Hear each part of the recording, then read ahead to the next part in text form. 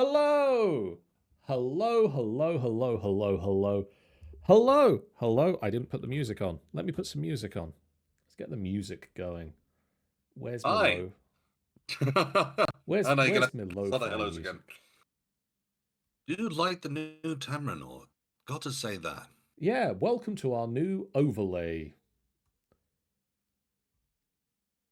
I might have to try and burn that at one point.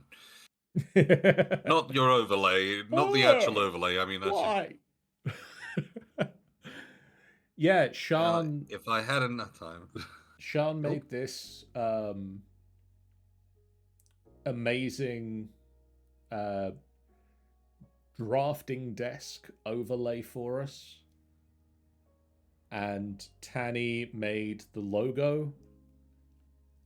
Very nice. And then I love that there's like if you look above where we are, there's the like background The bookcase, behind the yeah. desk, the bookcase. Is that a bust of yourself? That is, yes. I must say, it was kind of hard to tell. It was very hazy, but at the same time. It's all meant to be out of focus. Like there's the Tamrinor logo up there on the wall behind the desk is like blurred and out of focus, and I was like, should that be in focus? And Sean was like, no, it's on the wall behind the desk. It's a distance away from the camera.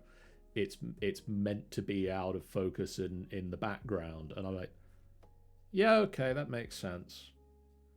But yeah, there's lots of... And its position is quite nice because it hides the rest of the logo, which says, now's your last chance to leave.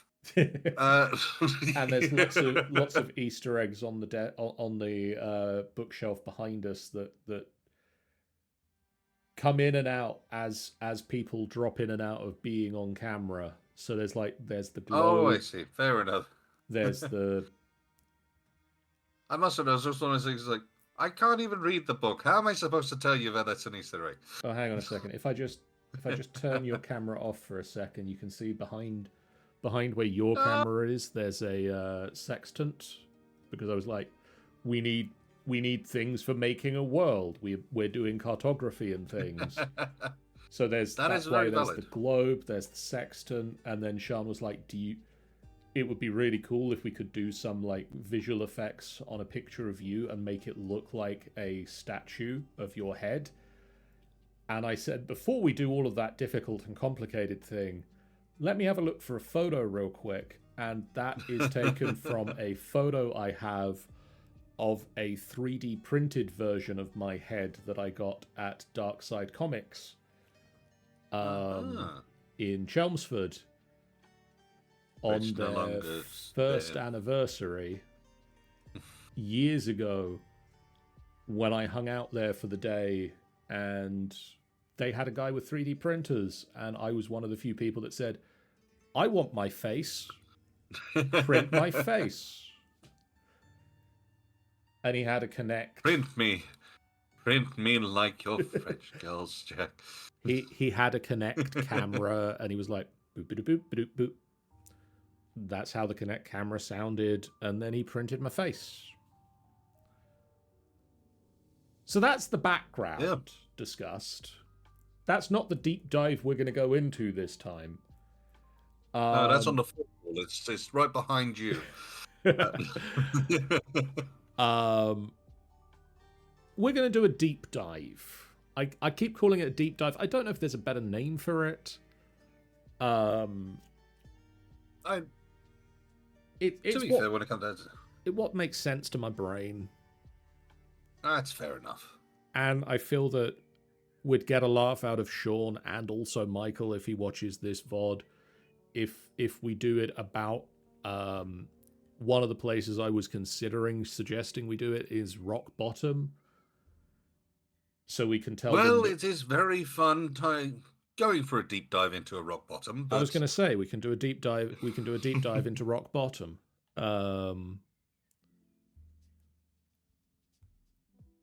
What I want to do, and I've explained this to Ben before we started the stream, because it seems a little bit mean to sit there and not tell him anything, and then we're going to go live.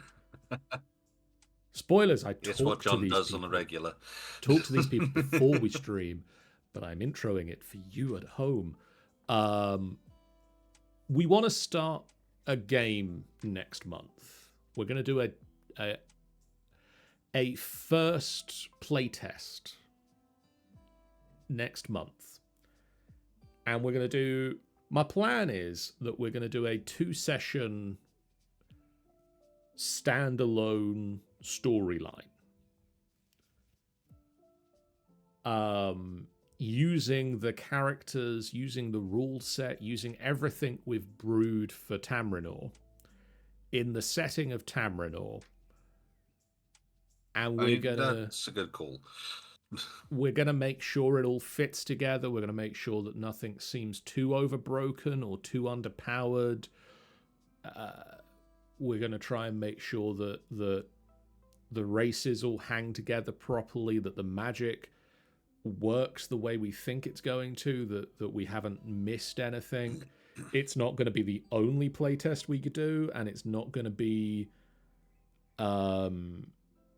we are going to keep the option at all times, as with any homebrewed content. I think this is a safe bet that pretty much any DM should have, is that if you are homebrewing things and you suddenly find out that you've missed something, you can reserve the right to just say, and now that doesn't happen anymore. Well, this is the thing. I mean, heck, you even take a look at the big dogs. The Wizards of the Coast do that all the time. Yeah. So, back to the matter, when it comes down to, I do completely agree with you. As another fellow DM, the fact of the matter is that if you do come across or do something wrong or feel like it needs to be changed, that should be able to be done with just a simple throw your hands up at the beginning of the session and say, look, last time we did something, I realized that we've done it wrong. Here's how we're doing it from now on. Yep. So, I want to pick a location. I don't want us to do a deep dive into Lawfell, because we could deep dive into that for the next 3 months. I don't want to deep dive into one of the big hubs, because I feel like the Waterdeep, the Neverwinter, those locations in our setting, obviously, Waterdeep and Neverwinter are not in our setting, but if they were, it would be the best set. Oh no, that's something else. but if they were, that's not where we want this particular thing to start. I kind of want to start somewhere a little bit out of the way, somewhere not the main place, somewhere that's a little bit a village or a small town. And I agree with you. When it comes down to it, the other side of things, a smaller place can usually start off with some smaller problems, yes, which can lead into bigger things. I kind of want to. I like the idea of. I want to come up with a adventure hook that would work for probably a 3rd level group. Because I don't want to do it at 1st level, because 1st level, you're not going to get much playtesting done. You're going to be really squishy characters. 3rd level is where you should be getting into the swing of adventuring and ready to go out there and start taking some more risks and having the resources to be able to take a few more risks without feeling that you need to take a long rest after every scraped knee. I feel. And also it's at that point where you've picked up your, like, every single class at 3rd level has picked up their subclass. You know what you're starting to go down the path that your character is building towards. Slowly coming into your own. Yeah.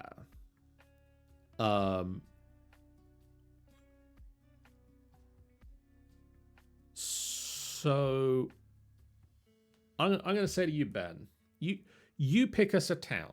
I've listed off a couple of options. I've listed off a couple of places I don't want to do. I've mentioned to you before we started streaming some of the places that I think would fit with this. I'm going to leave it to you pick some places. We'll discuss it. Here's the Right. list of locations. Let's go to show the group. The group at home. It's a good idea for everyone to see. Yes. If I bring up the obsidian, here's the list of locations. That does look beautiful on the screen there, I've got to say. So I also note. I love that the obsidian is taped onto the desk. It is good. It is a very good little touch, I've got to say. Especially it looks like a page as well, which is good. Anyway, yes. Just get away from complimenting the way that everything has been so beautifully and created. Us and Exactly. Because, you know, we don't spend enough time really complimenting ourselves here, John.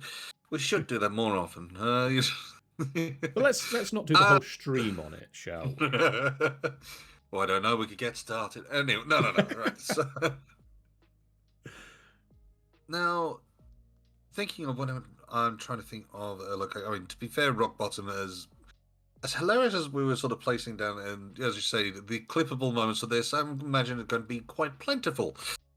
I'll make sure to get a clip team to go through and find that moment. And with it, for the sake of it, when it comes down to the Rock Bottom, seems to have a lot of things dwelling within inside it, and shaping itself up quite nicely and becoming a work of art in itself. This is true. And I think that's enough already, double entendre, which does work quite nicely. The way I would see if we were going to do something in this location, and once again, try not to do anything which could effectively become a spoiler.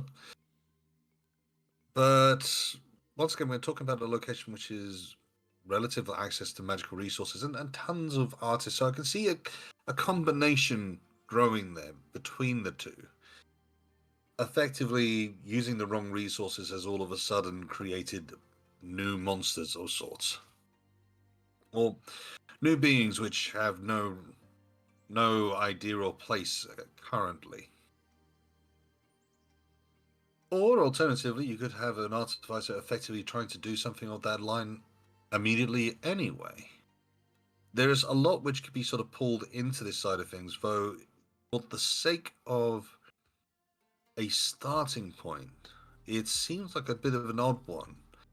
And I would be almost tempted to sort of place it down that you start off effectively with a fetch quest to gain a few items and such forth, and you end up realizing that maybe later on that you had picked up something wrong or handed something over. I mean, hell, you could potentially even be corrupting the people yourselves and you wouldn't even know it. Once again, the whole aspect of you're coming into this effectively blind. Not everyone knows the world they are coming into, and I think an art area is a very good one to start that. Okay, so we're gonna settle on Rock Bottom as a starting point. Let's face it, it's a fun one to talk about. It's a fun one to mention. It's a fun one just to say. I like where we're going with this adventure as well, and we're gonna put a pin in that. I was gonna say when it comes down to it, because obviously we don't want to go too far into it, otherwise we're giving away everything. But there's a lot of potential in it, which is good, and that's what we want more than anything else. It has easy potential for a early quest, which could potentially lead to something bigger. For those watching along at home, and hopefully some of you are, I have started writing up the book. As you would have seen, because I showed off some of the book writing process while we were doing the symbols episode last time. My intention is to have each of these locations listed that way. These locations listed out in the book. And I want to ideally have at least one adventure hook for each place. Some of the places are going to have 2 or 3 or maybe even 4 adventure hooks. based on where they are and the size of the place. And probably some of them are going to have different level adventure hooks based on, the level of threat you're going to get into in some of the places. Somewhere like Lawfell is going to have adventure hooks for the entire, scope of the game, levels 1 through 20. Some of the smaller places are going to have adventure hooks up to maybe 10th.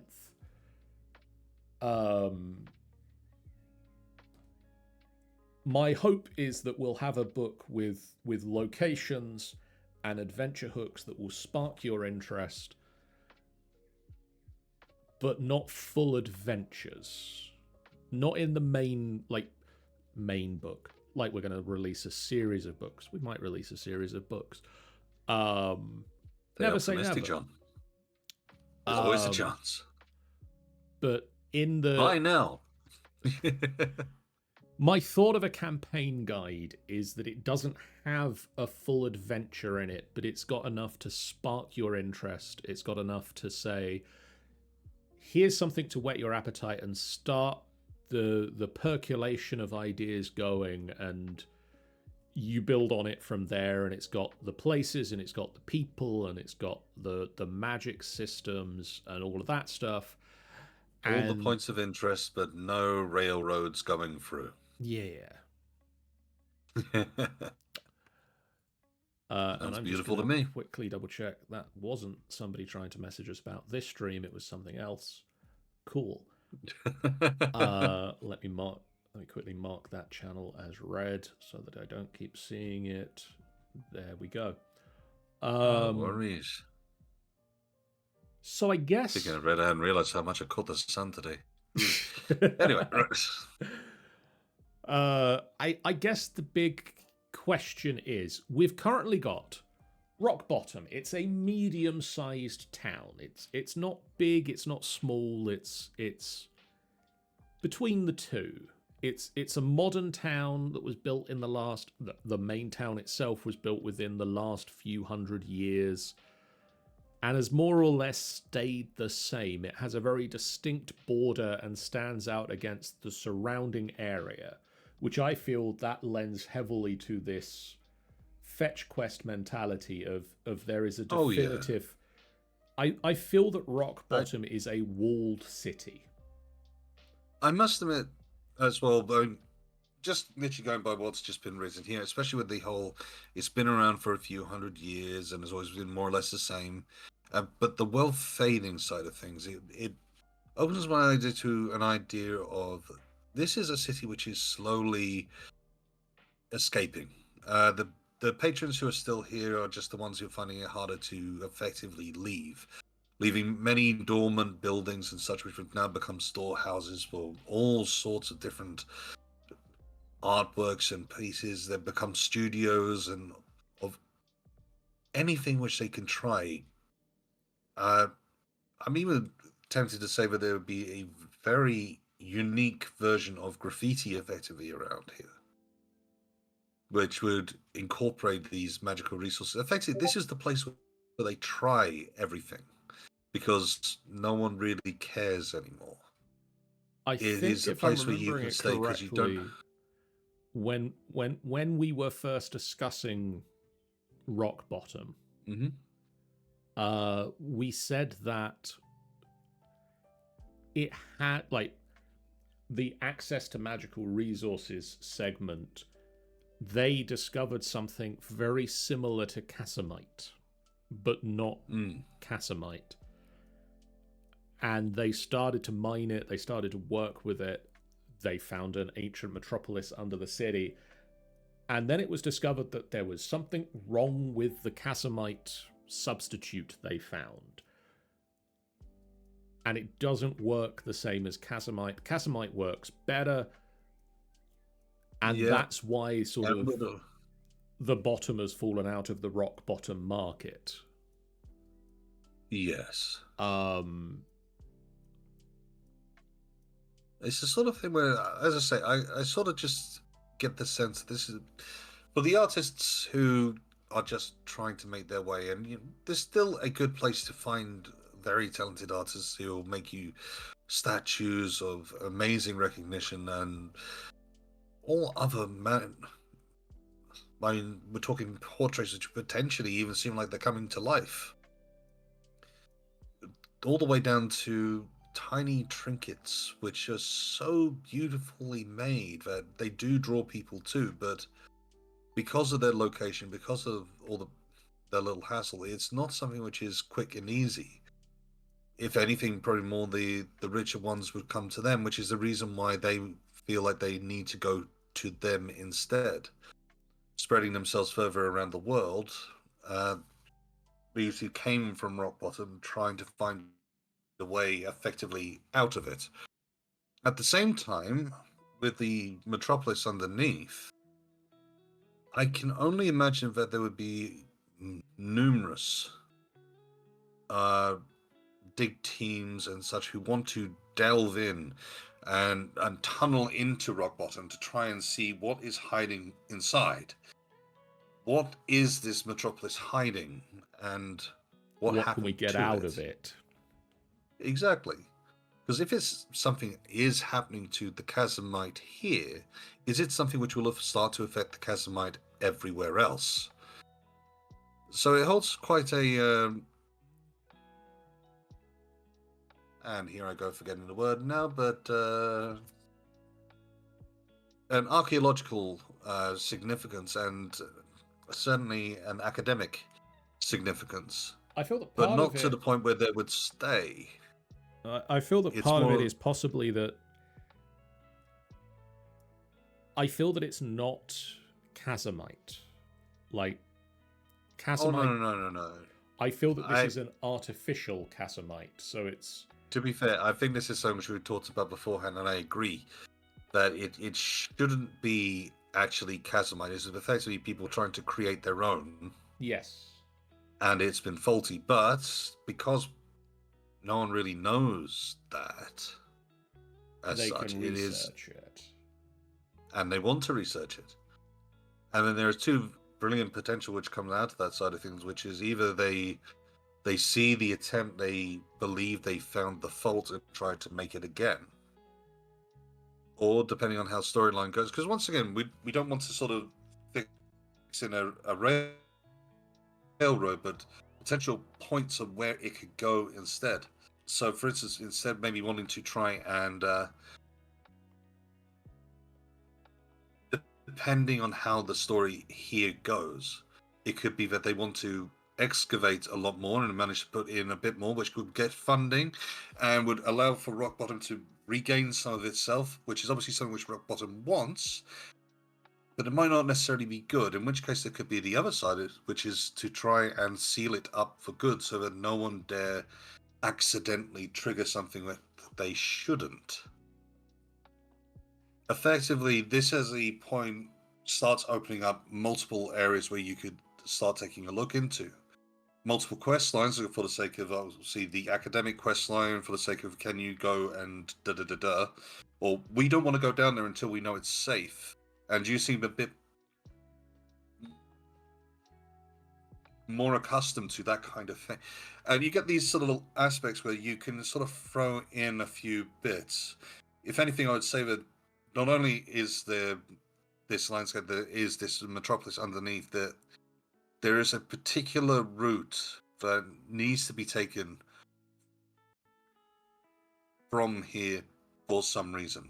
It's like Okay, it's the only entrance. I'm There is gonna no slow other you way down there, to this metropolis.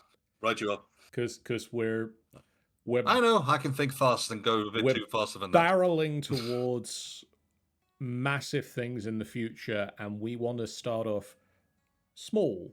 We I want know, I know. to. I keep getting excited. But yeah, so effectively We what don't I'm want to trying to prescribe. sort of limit myself down to, but not going to. We don't want to, for a start, with the campaign setting, we don't want to prescribe things. We don't want to tell people how the world will No, evolve no, no, or no. potential things that it could evolve into. We want to leave that up to Okay. people to come up with for themselves. But obviously, we want to possibly sow some ideas of where it might go. What I do want to That's fair. say is that what we want to be looking at the moment is what do we need to build characters in this environment? I think the main thing is um, we want an artist, we want an Yes. archy, we want a history Architect. person.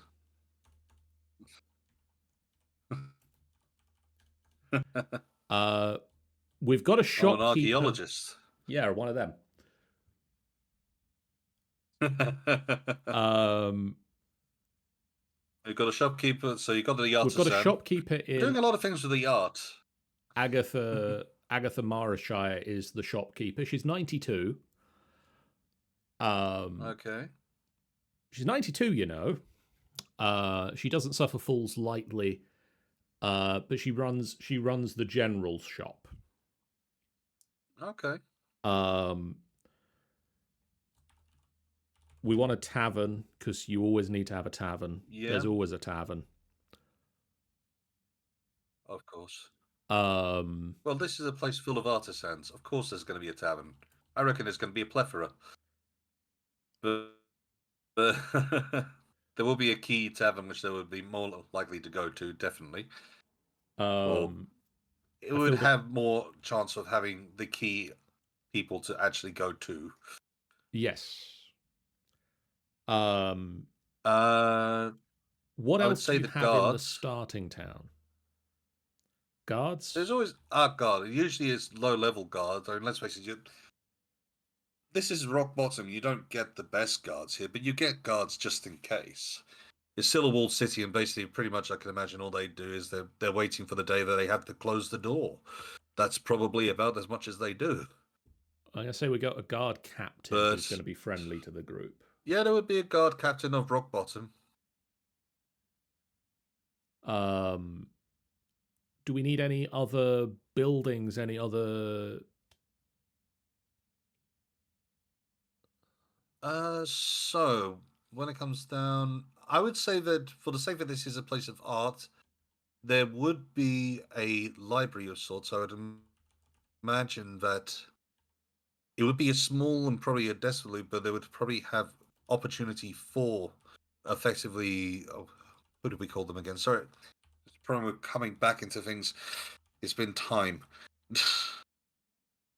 But who are the Emberwolf archives? Emberwolves? That's the ones.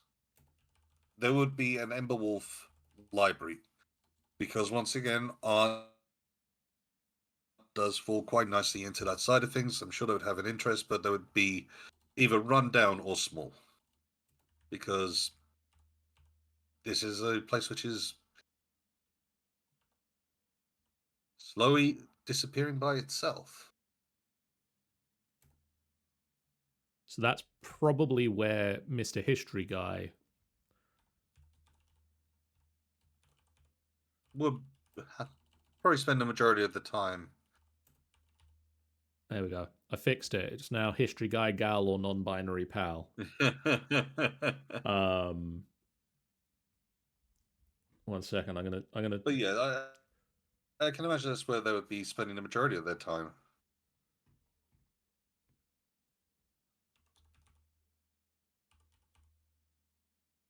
There we go. If you can't spell something, turn to your good friend Google and get close enough. Before my sibling-in-law lynches me for forgetting how to spell that. Don't worry, we'll make sure to clip it and send it as many times as we can. Thank you very much.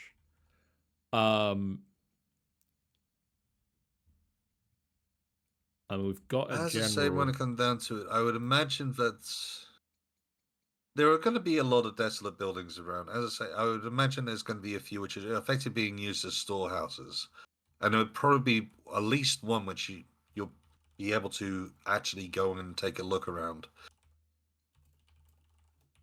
because that kind of makes some sense, I think. Even if it's a location which seems to be more a practice area of the many different styles and the many different bits and pieces. And it's almost like it becomes a museum of its own design, almost naturally grown over time.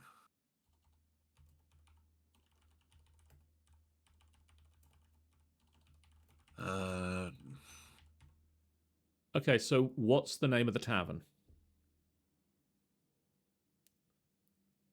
so considering we're going to be going from rock bottom,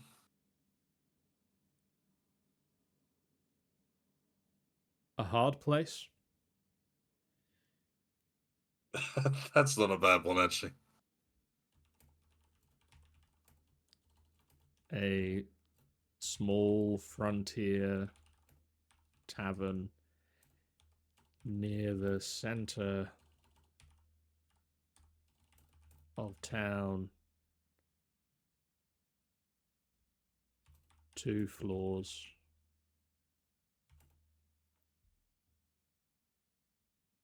I'm going to move over to watching Twitch stream. I'm actually keeping better time. I'll stop the Discord stream then, and that might help everything. Yeah, that's a good point. Stay together. Also, no, don't pause Spotify because I'm talking on Discord. I didn't ask you to do that. Tell me some more about this tavern, Ben. Give me paint a word picture with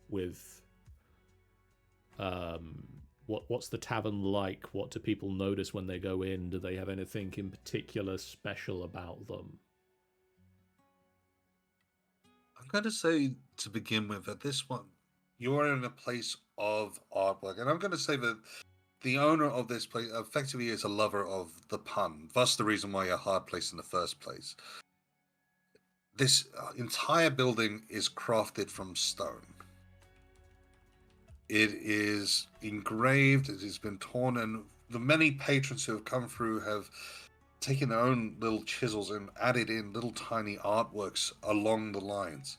Everything from ridiculously simple stickmen all down to a dramatic retaking of a much younger bartender stood behind the bar, but is still identifiable as the same, strewn into the walls.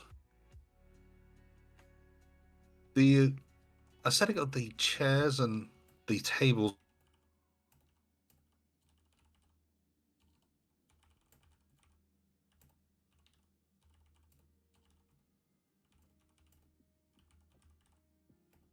I believe I've lost the audio. 1 second. I've lost the Discord. paint. There it is. And sorry, I lost you there when you started talking about the chairs. Discord went away, and it's muted the Spotify again. Huh. And I want it to not. Would you tell me why you're doing that thing that you've never done before? The mysteries of the internet. It'll Uh, never reveal its secrets. I wish it would. I know, it'd make things a lot easier, I'll say that much. I really wish it would, because it's told me to look here. It's told me to look here for the thing it's doing, and it's not here. Huh. Well, that's curious. Tell me your secrets. One time at band camp. Oh, the computer, right. Autoplay error may also appear. Spotify isn't. It sounds very technical. Oh, is that why?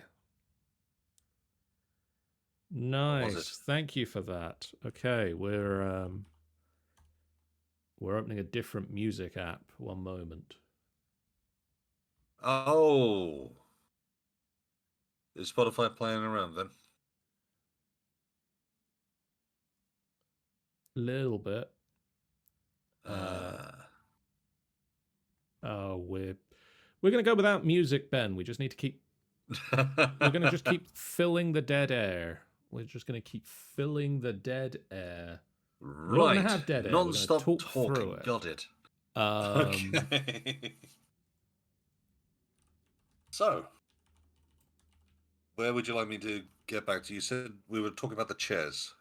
yes, we were talking about. You said about the aesthetic of the chairs is, and then Discord cut out.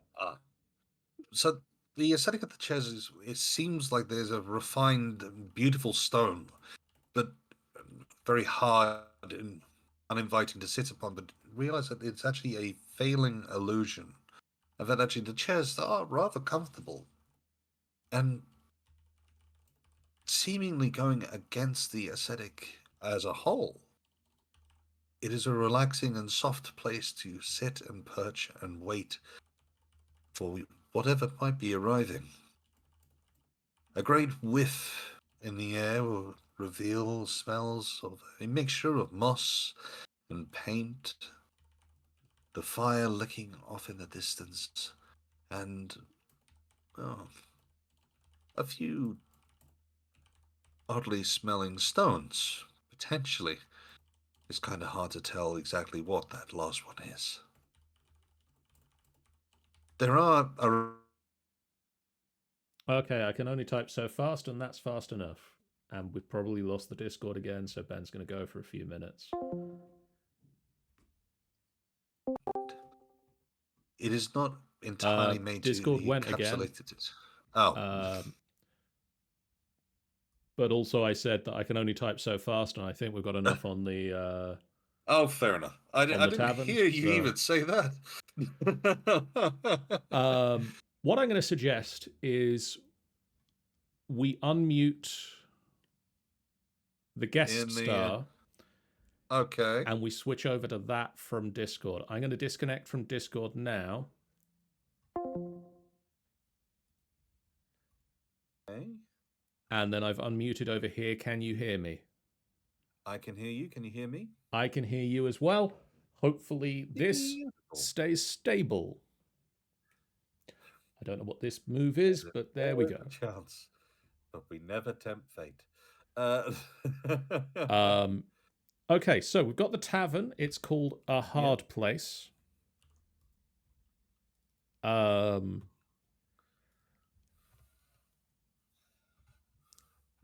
Who's the tavern keeper? Okay. For the sake of the aesthetic, once again, I am very tempted to make it one of our dwarves. Okay. For the same time, I'm not sure whether that one works. For the sake of location and for the sake of driving, it's certainly interesting to say the least. I think that could work. In which case, it would probably be a bit disgruntled that he couldn't get the stone chairs he wanted, but that stone doesn't exist around this particular location.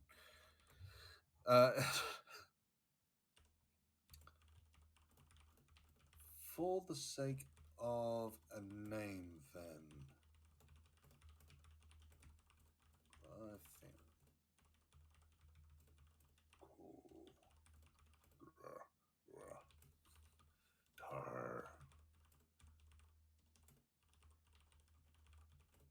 Tark. Tark. Tark. Tark. That's it. Actually, now that I'm not using Discord anymore, I'm going to see if Spotify will just keep playing. There we go. That would be good.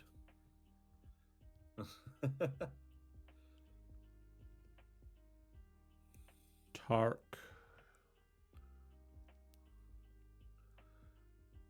I'm going to say Tark Sleetstone. I like it. Tark Sleetstone, a friendly but slightly disgruntled dwarf tavern keeper, upset that he couldn't actually make the chairs from the stone he wanted, but sadly that rock doesn't grow properly around here. I think that's a fair description. Yeah. Um, Once again, not looking for the dramatic details of all the sorts of things.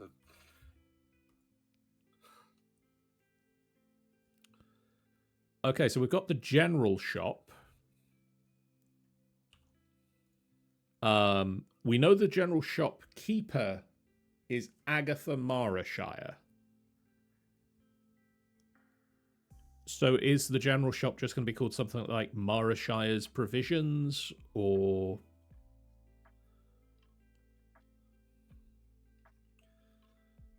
I think that when it comes to that, it's not a bad way to place things down. Let's see.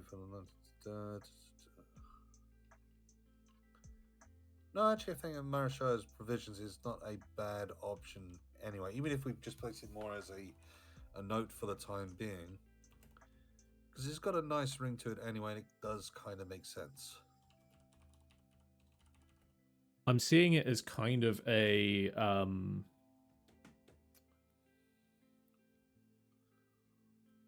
very crowded shop, very packed with everything, that you could almost not know where to find anything, but Agatha knows where everything is. Exactly. I'm kind of picturing it a bit like Arkwrights from Open All Hours. Yes, I can see that. Like shelves stocked high with everything. She knows where everything is. Nobody messes with her. And I think that's the other side of things. Crowded, but not cluttered. It's organized, but full. Effectively, like you say, it makes a lot of sense. So effectively, you have a little area that you walk into. You are not meant to go through all the boxes. You're not meant to go through all the bits of meat. You tell Agatha what you want, and Agatha will get it.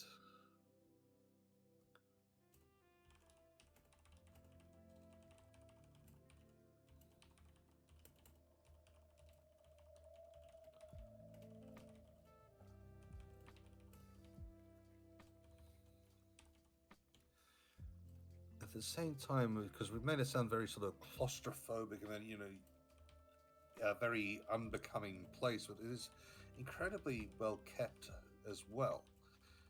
Designed to be welcoming by its own nature, even though it has so absurdly against itself.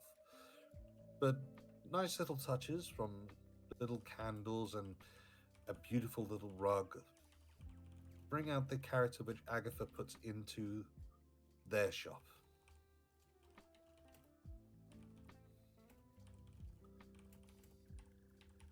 Welcoming and so popular. Homely nature of the shop. Okay, then we've got obviously the Rock Bottom School of Statue Making. That's there. It's a nice it's a nice school.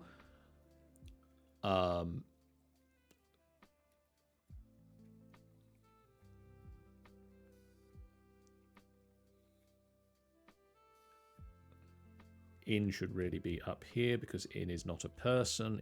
Inn is a building. Yes. Sorry to tell you this, inn, but you're out.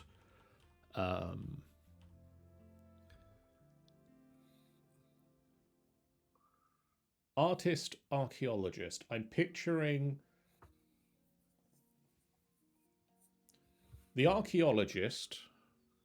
I want to be someone who's young, just out of school, trying to make a name for themselves. Yep. I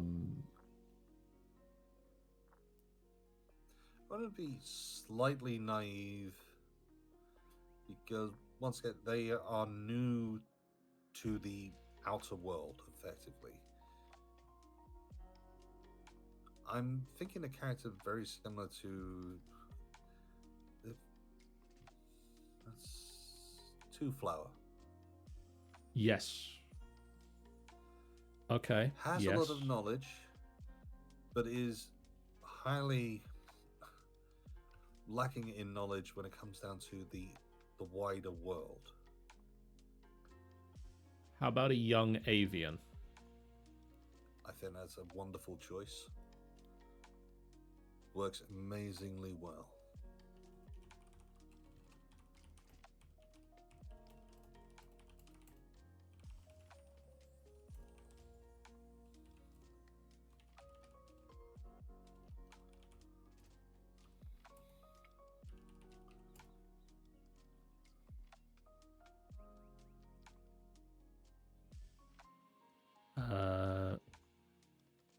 Fleet Wing. I put all the letters in the right order. There we go. It helps a little bit. Now, the thing that we've seen with the avian naming so far, we've had one avian with a name. Okay. And that avian is Eric the Cleric. And if we look at his naming convention, his naming, like, the avian name is long. The true avian name is long. Yes. Even Eye, Runewind, Ironheart, Cloudhand, I believe is Eric's full name.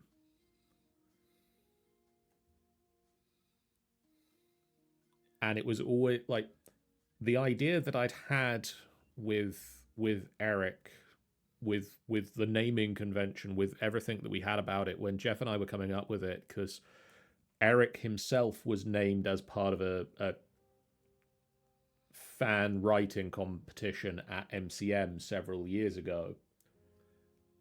And Jeff and I discussed it afterwards, and we were like, how are we going to get around the fact that Eric, like, he's called Eric the Cleric? And we came up with this idea that they have really long and elaborate names, and nobody in the outside world calls them their full name. No. Either that nicknames anything else just to sort of try and help. And it's kind of that same thing with if you've watched Critical Role Season 1, where they have Percy and he keeps introducing himself with the full Percival von Mulsel the Third, and everybody just goes, you can call him Percy. And it was always like, that was the idea with Eric. Is that something we keep with all of the rest of the avians as well? They have this long and elaborate name, and they love titles. I think I like that as a character type anyway. So the whole thing of wanting to have your title, wanting to use it over and over again to make sure everyone knows your full name and full title, but everyone who knows you will generally nickname you. And the real question is whether they lean into that or not. Because either they like the concept of having the nickname and sort of go in it, or they sort of reluctantly after time, fine, you can call me Eric the Cleric. I like the idea that they, like, the avians have this thing of having a really long name and love titles, because part of the thing that we've established with them is that they like stories. Yes. And obviously the title is... Well, that's weird. Yeah, I think I'm frozen. You're not. I can see you moving on this screen. Huh. That's a curiosity. Let me kick it a few times. There we go. It moved. It did. And to just a different pose. This is me getting ready for my picture for the coin. No. Well, I'm just going to turn just turn that off. I'd just say get rid of the camera. There isn't much turn it point. off. I'll just be on camera because my camera's local and it doesn't apparently just freeze and sneak up on it. Is it? No. No. Yes. No, it is moving. Easier. Yeah, there we go.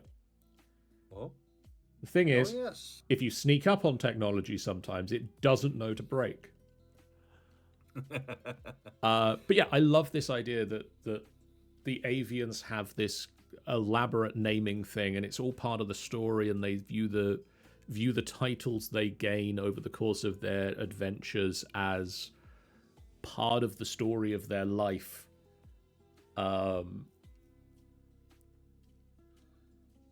Yeah.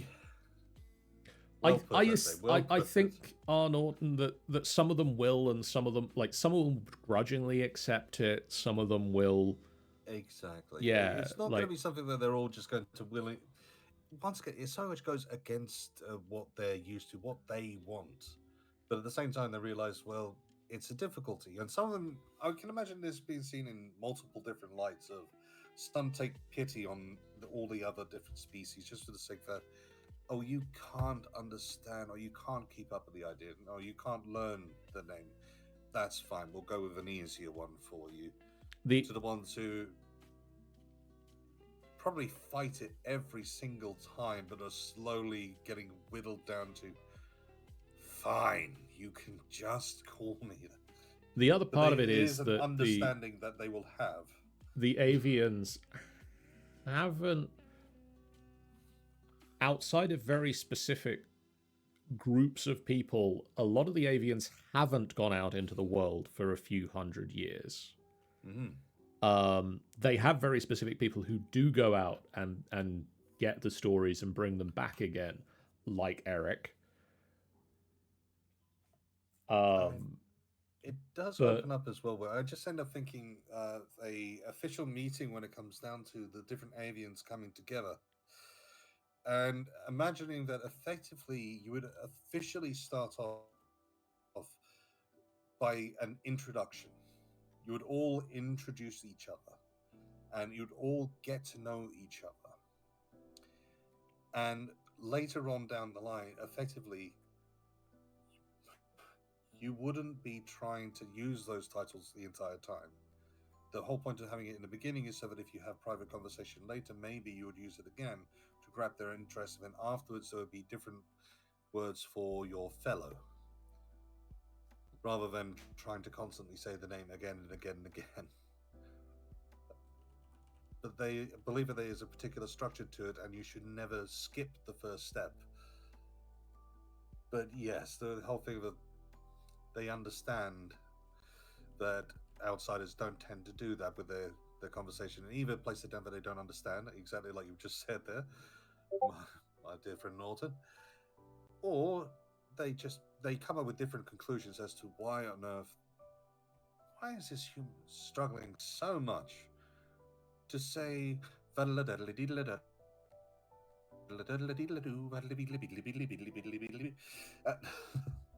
especially for I the enjoy very that would be somebody's name well. now. How are you spelling that one on the character sheet? Oh god, that has to be a character now, hasn't it? Just, if nothing else, just for the sake of the randomness on that side of things, that has to be a character now. I will figure out a way for you to write that. Ben, give me a name word beginning with E. Oh, spelled the traditional way. Thanks, Mr. Norton. Elated.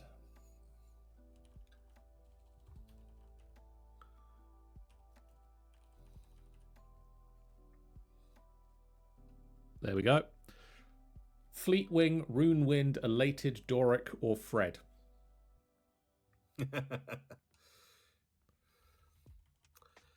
I do like that. I must have, I was half wondering whether you were going to try and make it rhyme with archaeologist. Jesus. Or just sort of like, this is Eric the cleric. This is Barchaeologist the archaeologist.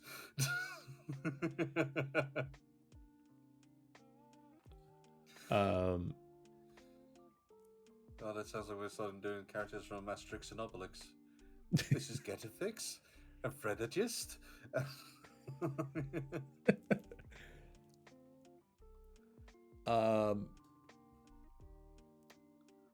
So the guard captain, I can't help but feel that this guard captain is just sort of, he's one of two archetypes for me. He is either an ex-soldier who is bored out of his mind because he's in the backwater in the middle of nowhere. He's seen wars, and now he is here. And the most exciting thing that happens most of the time is we've got to shut the gate because it's nighttime. Or he's an ex-soldier who's seen wars and is bloody chuffed that he's here because the most exciting thing that happens most of the time is that they have to shut the gate because it's nighttime. It's one of those two. Is he bored to hell because he's in this outpost? I would like to blend in the second one, just for the sake that the temptation which I want to sort of really sort of elaborate into is effectively, this is our tribute to Bob Ross. Okay. He was an ex-soldier. He did come here because he'd been injured, arrow to the knee kind of deal, body idea, whatever we've placed down. But nonetheless, he is not able to be a soldier anymore. He's now come to be a guard. For the sake of his prestigious history, he's been made a guard captain, but he's been given this location for the sake that when it comes down to it, he has been injured. He didn't intend to come for the art or anything like that, but from the sake of being here and getting to know the people here and falling in love with the people here, and has learned to paint and learned to make art of his own, that it has now become a passion and thus a reason this place, and couldn't see himself going anywhere else.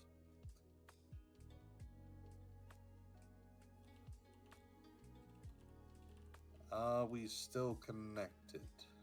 Yes. Sorry, my screen just literally froze entirely. Oh, fair. I wasn't sure if you'd hear me at all. As reward was Let's drop out of that. was retired to be the guard captain of Rock Bottom. He has fallen in love with the town and has started to make artworks of his own, painting landscapes of some of the places he has been in his military career.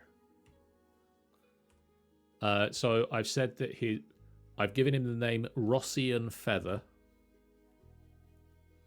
I like that.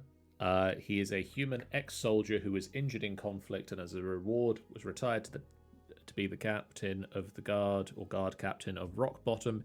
He has fallen in love with the town and has started to make artwork of his own, painting landscapes of some of the places that he has been in his military career, because Bob Ross was a landscape artist. So You've got Rossian, he does landscapes now. Two Bob Ross. What do you call them? I don't think you had a good term there, Bob Rossians. There you go. Easter God, eggs, I can imagine now we're suppose. going to doing we'll make a space one at one point, and there will be Bob Rossians as an entire reign. Hello, we are the Bob Rossians. And I just furiously start whacking their brush against the stick. You'll just have to beat the devil out of it.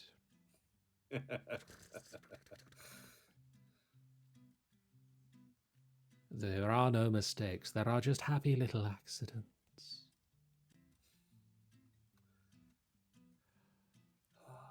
So that's the other reason why I like that as the guard captain as well, is that the stereotypes I throw in is always a hard-nailed sort of, but who couldn't bend if you tried. To a person who is very understanding and very more relaxed into, it feels different. It is meant to be different. This is meant to be ours. And I think I feel that point is that up with. I feel that Rossian has that side.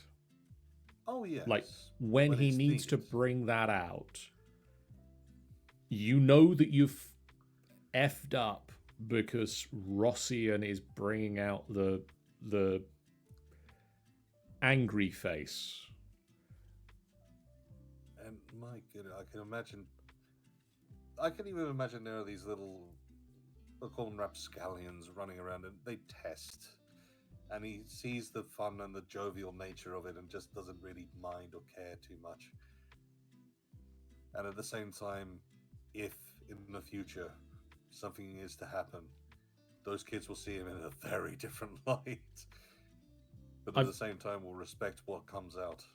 I very much love it, the way that, again, going back to Terry Pratchett, because he's a great author, and, you know, emulate the greats. I love the way that Vimes in his own stories is very different to the Vimes you see in stories where he is not the lead of the thing. And especially like later on when you start seeing him through the perspective of Moist von Lipwig, where he is coming from it from the side of, I was a con artist and I've seen that guy and I know who that guy is. And it's a very different guy to the Sam Vimes you are used to seeing when he is the center of the story. I feel that that's the same sort of thing that you get with Rossian to a different extent. But like, if you are the criminal in the town, you don't see the nice art guy. You see the guy that's, you know, prepared to do anything to protect the people who should be just dealing with the nice art things. Yes. Because he is the guy that's had to deal with the nasty things, and so he's the guy that's prepared to deal with the darker side of things so that other people don't have to. Yes.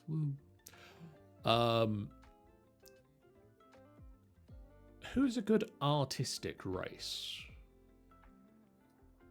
And to be fair, I think this is being a key part, is that they all have their own styles and merits. But for the sake of starting off with one in particular, I feel that we should either pick from the Antari Touched or the Tiefling. I think a tiefling artist would be quite an interesting one to see. Alternatively, Yes. what if we did what's the name of the shop in the Waterdeep? The one where there are the two Genasi. What if we did a partnership between an Antari Touched and a Tiefling? That would be interesting. Where they've opened their own art shop artists. together. This is an artist location, so effectively having a couple of sorts, or two are just bound by their art at least. Yeah. I don't know if they're a romantic couple, but at the very least, they are an artistic pairing who work together. Each of their artistic styles works better with each other rather than alone, so they believe. They inspire the other. Exactly. So a tiefling and an Antari Antari Touched. Gonna wait for that to catch up. There we go.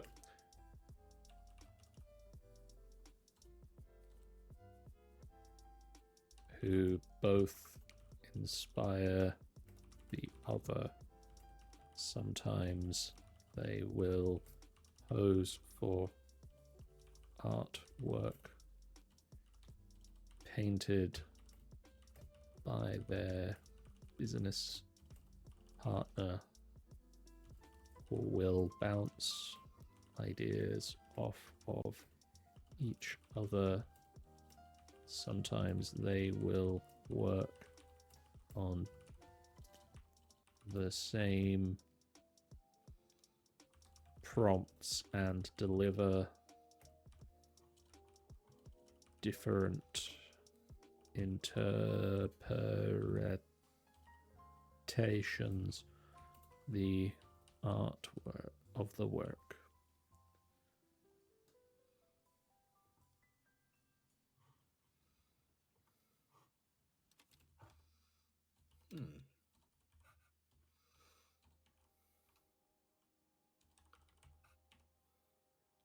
For the Antari touched, I'm going to put the name Katrina. Okay. One, because we don't yet have a naming convention for the Antari touched. The only name that we have in the Antari touched listing is Mira. Fair enough. We'll come up with a conventional a way of doing that, but in the meantime, Katrina I think works quite nicely. What is a name for the tiefling, Ben? Do we have a convention for the sake of the tieflings? Not as of yet, no. Are we, for the time being, following very similar to D&D then? I believe that for the moment we shall. Okay, in which case, I would like the name of the tiefling to be Redemption. As tieflings, they generally have more odd names or meaning at the point of birth, and reasons are placed down, and we could find out what the reason behind why Redemption is called Redemption later on down the line. But I kind of, as I was just saying, I'm trying to go through different names on how the tieflings are named. What is a good one? And that one's just rung out to me. Redemption and Katrina, who inspire each other. Who inspire each other. I can spell. Sometimes they will pose for artwork painted by their business partner or will bounce ideas off of each other. Sometimes they will work on the same prompts and deliver different interpretations of the art. I can't help but feel like tiefling art would be very angular and black and contrasty, and the Antari touched is more soft and flowing and yes, rainbows and colors. Because I must admit, I was thinking very sort of modular and almost slightly blocky, as you say, hardened edges compared to soft touches. And the reason why they work so well separately and yet at the same time, I can imagine a few pieces that done together. For whether they mentioned it or agreed to tell anyone about them is a different matter entirely. But they have a whole new level when they work together. Whether they feel like they've actually got that system down yet, or maybe not, but nonetheless, I can imagine they've done a few pieces which you just haven't seen. What's the name of the inn? Let's see. Because I feel we need an inn. No, I agree with that. Stone Slumber.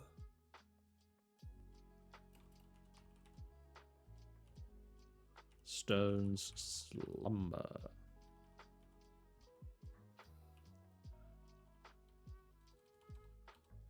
Because once again, all these places always try to be somehow related to where they are, or to something nearby or whatnot.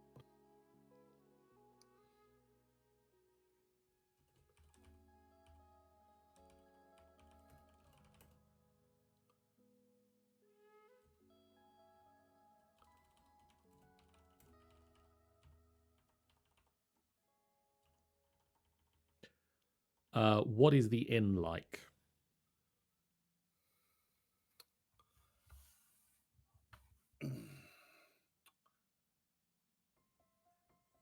I would say that this one is going to be, ironically, away from stone. It is still a stone building on the outside. It is very much encompassing and going with everything else around it. So going with the stone building with the thatched tops. But the moment you come inside, it almost has a feeling of a cottage of sorts. Like you've completely stepped away from the rest of Rock Bottom. Perhaps a perfect place to escape into slumber. So I'm thinking sort of a nice wooden cottage of sorts. A few flowers sort of dangling down.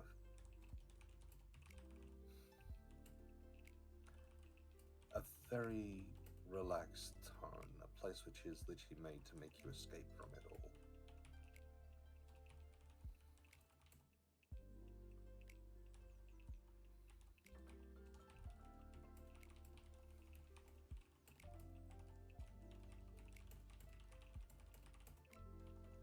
The Cahuas.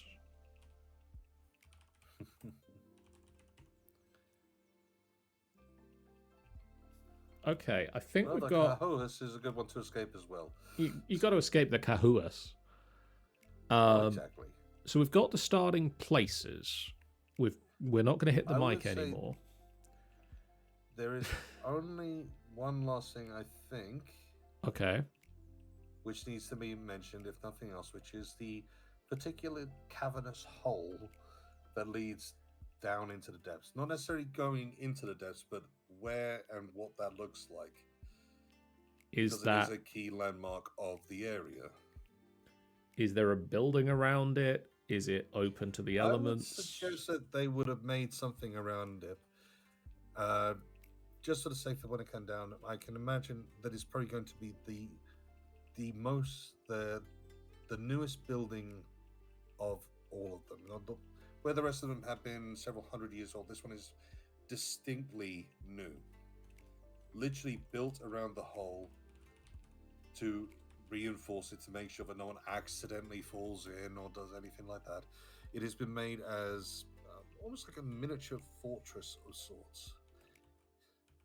Designed potentially to keep everything out, and though some kids might fear as they run around, perhaps it's keeping something in.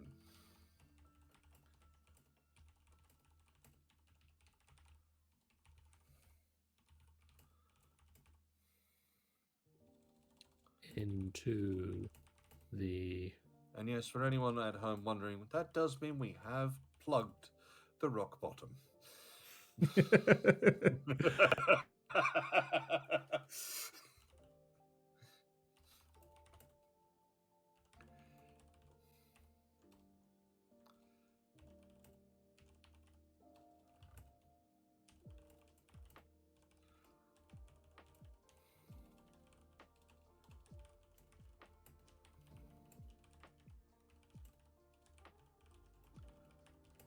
Because I do like the idea as well of these. Just, I've already placed in a little bit about these little rapscallions running around and all this sort of thing, but effectively getting rumors and such, and some of them being actual stories and some of them not. Because once again, who knows whether the story you're going to get is true or false? They're stories, but who knows? There could very much be something on the inside which can't get out.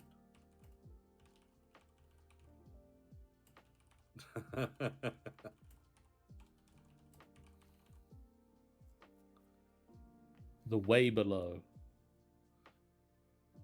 I like that.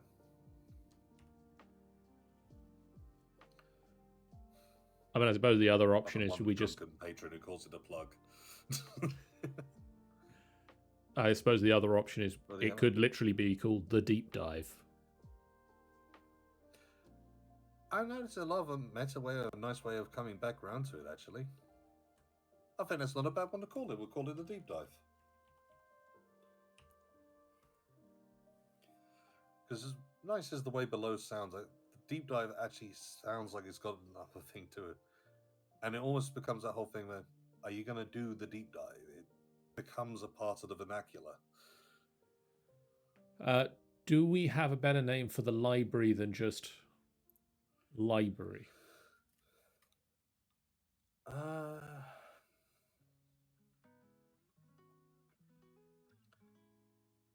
I would say that it originally had a name.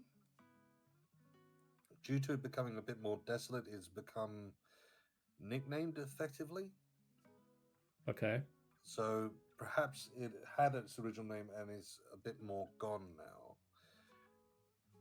Where it has now been called the Lost Wolf. Effectively, almost saying that Ember Wolf is not even paying attention to it anymore.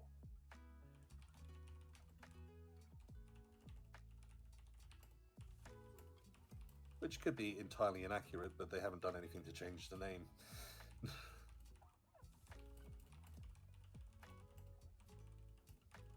I would say that most of its sign has fallen from the years, and I would say that the artists have placed in a beautiful bit of graffiti and effectively replaced its sign with their own, which is the Lost Wolf. Because once again, it just sort of feels like it goes perfectly with the theme here.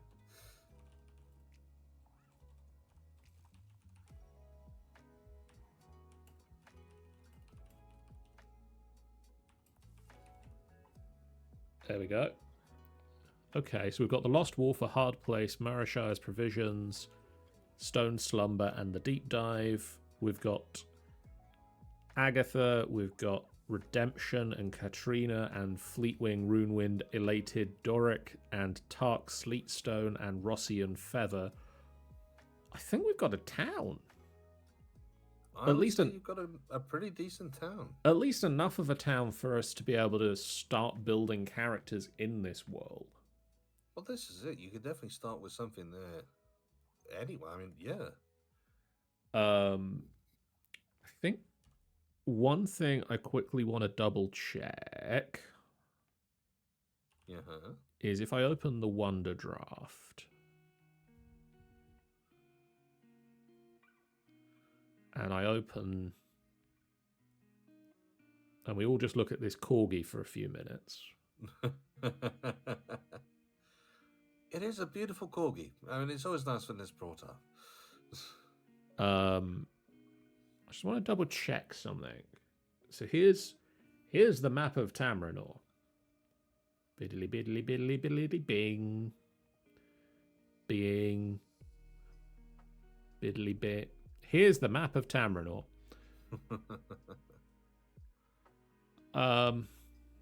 Yeah, I didn't think so. We haven't actually placed Rock Bottom on the map. No, we haven't. And I feel that we need to. No, I'd agree with you.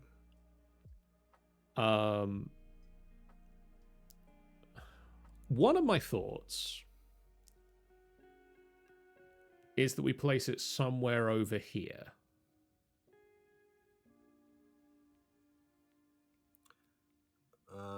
You can't see my mouse on that screen. Why can't you see my mouse? Here we go. Somewhere around... No, you just can't see it on the green, apparently. Ah, I see. It disappears. Okay. What if I...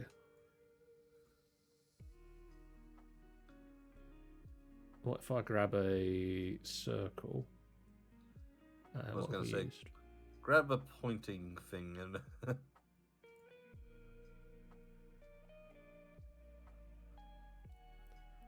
One of my thoughts is we place it somewhere around here, where it's kind of on a deadline that it's eventually gonna, like, regardless of whatever happens, it's gonna have to move because this is coming. I do like that as an idea, to be fair. My other thought is it's somewhere up here, either between Crag Cliff and Stone's Grave, or between Stone's Grave and Lawfell. And that can also explain, like, that's why we've got dwarves there, and we've got the artisans. I must say, I was thinking that side of things, as well as that, it's not too far away for the avians to get there as well. So yeah, it's a journey away from, and yet at the same time not so far.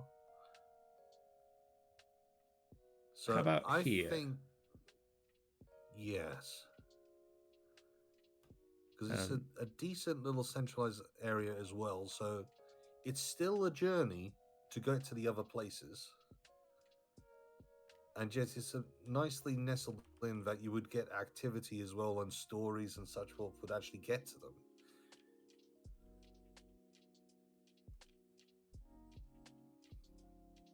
There we go. Rock Bottom is on the map. Ah, And we don't need to draw any more roads at the moment because it's already on a road. on a track, yeah. What I do have to do actually is while I'm making symbols, I can put in the symbol for. Now I need to remember how I spelled it.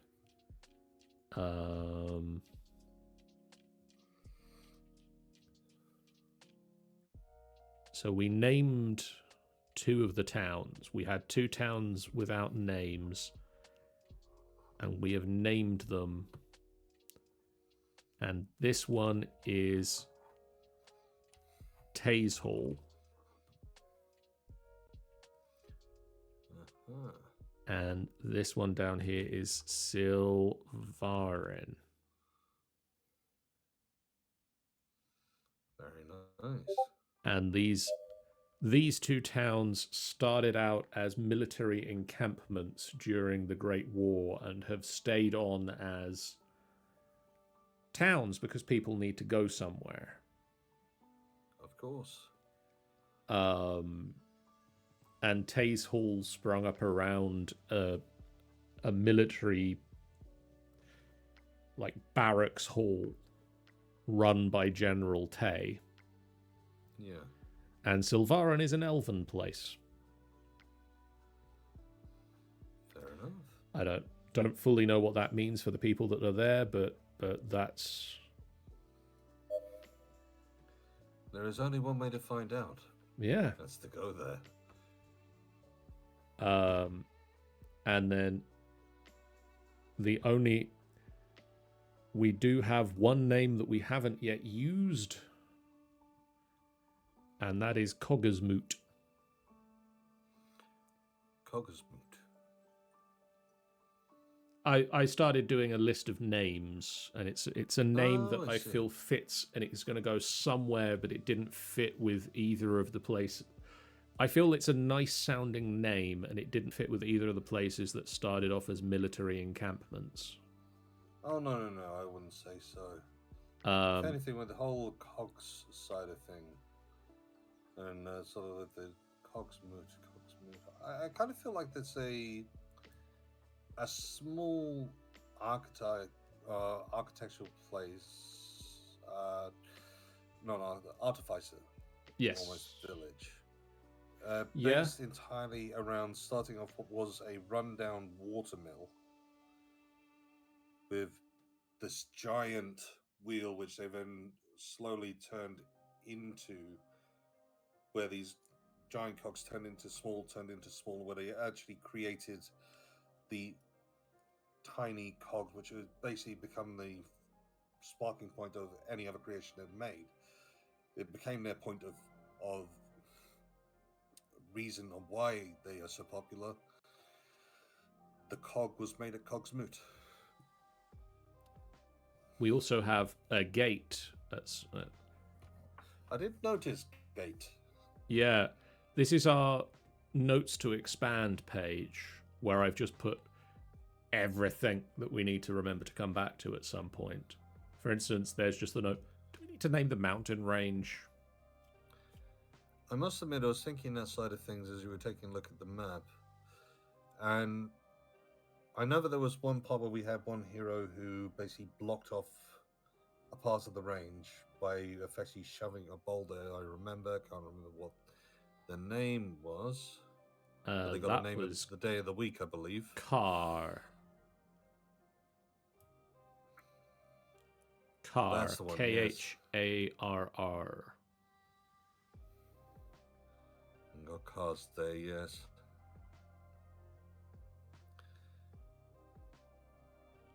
So I believe it should have had an ancient name, and effectively card is the defender of the something's pass. The mountain pass was called Vandes. Oh,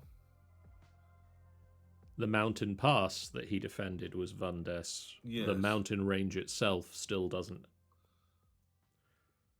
So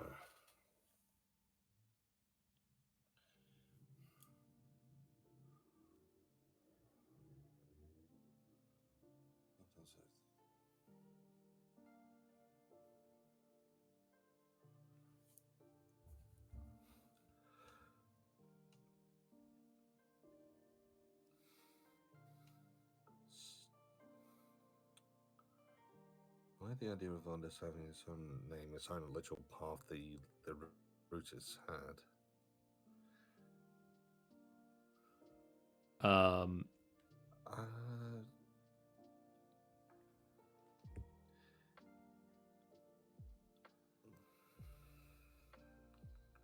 But yes, I think we're a fine place to wrap up for the night. It is.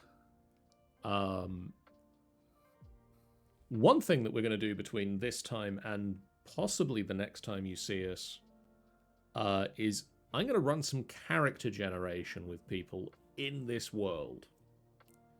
Okay. And so possibly the next time you see us, we'll have some characters built with the racial stats that we've cobbled together and we've put out there. And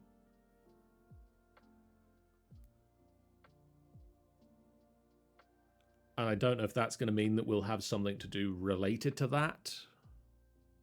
I've just hold on. The Trist Mountains. How are you spelling that? T-R-I Trist E-S-T Trist. It sort of elongates that iced.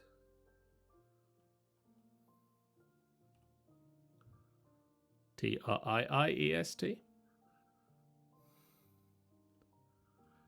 I don't know, it's only a T-R-I-E. Okay. So we're going to try east. Trist. Lends itself.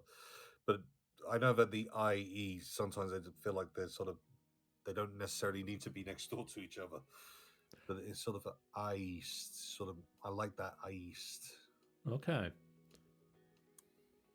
So yeah, I don't know whether next time we'll come back and we'll have something that we need to discuss based on people creating characters in this world for the first time. To be fair, I don't think a very interesting one, especially if we are creating. Well, are we creating characters which are going to appear as representatives of effectively ourselves? Well, we're going to have. Well, not representatives of ourselves. Are we creating ones which are effectively NPCs to be in the world? Is that what you? We are going to be creating characters that are going to be for a one-shot. Okay. To playtest this. So my plan is in June, next month, in case you didn't know when June was, on the Tuesday night time slot, the first two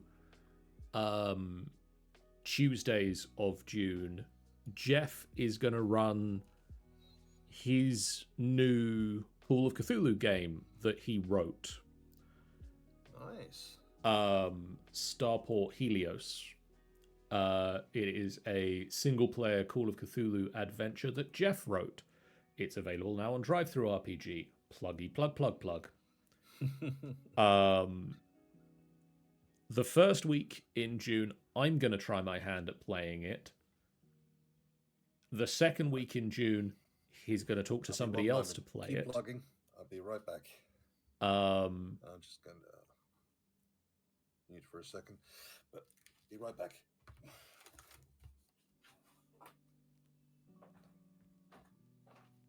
He says he's muted, but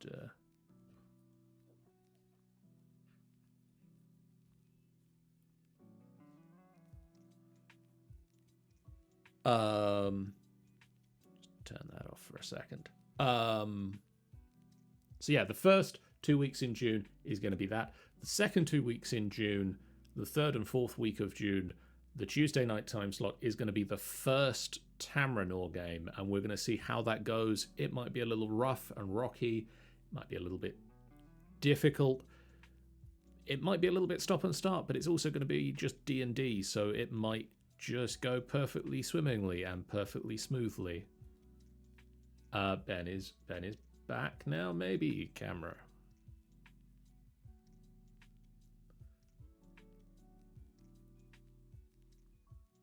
Hello, Ben. You appear to have muted yourself now.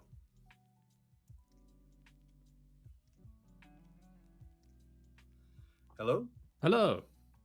Aha! There we go. Much better. Sorry. Hot day, lots of water. Fair. Terrible mixture. Brilliant mixture. Anyway. Oh, Ben appears. At least to... I got back for the end. So yeah, the second and third and fourth weekend, brain. The second and third Tuesdays of June are going to be the first Tamrinor game. All right. Nice. I've spoken to some people to play in it. I'm going to try and speak to some more. I want to try and get 3 or 4 people to play. We'll see how it goes. We'll make things fun for him, no doubt.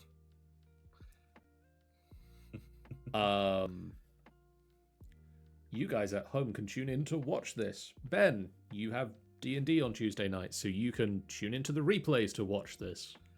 Yes, I can. We'll see how it goes. We'll see what things need to be tweaked. If anything feels wrong, anything feels out, anything doesn't work the way that we're expecting it to. That's what the playtesting is all about. And we'll be playtesting it a few times between now and the end of the year, probably, because hopefully we're going to get this ready for something to be done by the end of this year. It might be a little bit of time before we're playing in the world of Tamrinor properly, given the length of D&D games that we've got going on. But let's aim to be ready for Tamrinor crossovers end of this year. We'll see how it goes. Sounds good. Let's continue with the sort of wrapping up stuff that we're doing here. I'm going to say thank you guys so much for watching. If you haven't done so already, please do press that follow button. It's a great way for you guys to let us, for you guys to know when we go live, and it's a completely free way that you can support us on the channel. It really does mean a lot to us. We also have a Discord that you can go to chat with us about the games that we're playing and the things that we're doing, and there is a space on that Discord that you can drop us messages about the world building of Tamrinor. That'd be really cool if you do. We'll answer your questions. We've even brought them onto the streams in the past to discuss them with all of the people in the council. In other streams when there's been more of us here. Yeah. We have also got a YouTube channel that you can go to catch all of the previous videos on, as well as a website, www.finalbossfight.co.uk, that you can go to for all of our videos, audio, pictures, written content. You can read some of the backstory stuff of Tamrinor that we've already put up on there years ago when it was first written. Jeff did some fictional stories within the world of Tamrinor.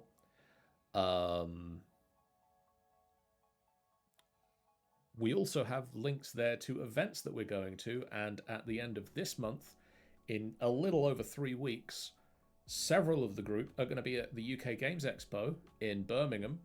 We're going to have some really awesome stuff to sell. We're going to have just an ordinary house that we're going to be giving away again. We're going to have some new crocheted stuff from Franny Annie. We're going to have some new 3D printed stuff from Michael. We're hopefully going to have some wood burn stuff from Ben. If I can get it done in time, yep. We're going to have Beat the Boss. Our Beat the Boss mini game is going to be back again with prizes on every dice roll. So if you are at UK Games Expo and you want to say hello to our faces, some of us will be there, and we will look forward to seeing you there, and we look forward to giving you things and selling you things and stuff, and promoting things, because we're going to be promoting some other stuff as well, such as Starport Helios, which I previously have plugged quite extensively, and I don't feel needs another one here. But what does need to be said at this point is we're going to go to the credit screen, and we're going to look at what is coming up this week. Tomorrow night, we're going to continue the Rime of the Frost Maiden as the group contend with the trials of the Frost Maiden herself to see if they are able to get their hands on the Codicil of White. On Monday, Wednesday, and Thursday next week, the Angel Games player is going to be playing the Angel Games Player Roulette, where they play a random game over on their channel. On Monday this week, I'm going to be playing some more Marvel Midnight Suns. We're hopefully going to go and face the Hulk and beat him this time, fingers crossed. Wednesday this week, myself and Angel are going to be back with some more FBF Craft version 3, where we're going to start looking at some pressure work with Pneumatocraft. And then Friday, the Adventures of the Golden Tooth continue with the Shattered Obelisk as they push their way deeper and deeper into Vorzula's Rest, the Duergar mining encampment, and see if they can find what the goblins have been up to in this mining encampment. In the meantime, we're going to go do a raid now, hopefully. If I press this button, it should give me the button to press the other button to do the thing to get the raid window to appear. And that would be good, I'll say that much. There's a lot of button presses, but let's have a quick look. Snowwolfess is live and currently playing Skull and Bones. Very nice. Let's give them a raid. Go give them some love. We'll see you guys again real soon. For now, so long. Bye, guys. Bye-bye.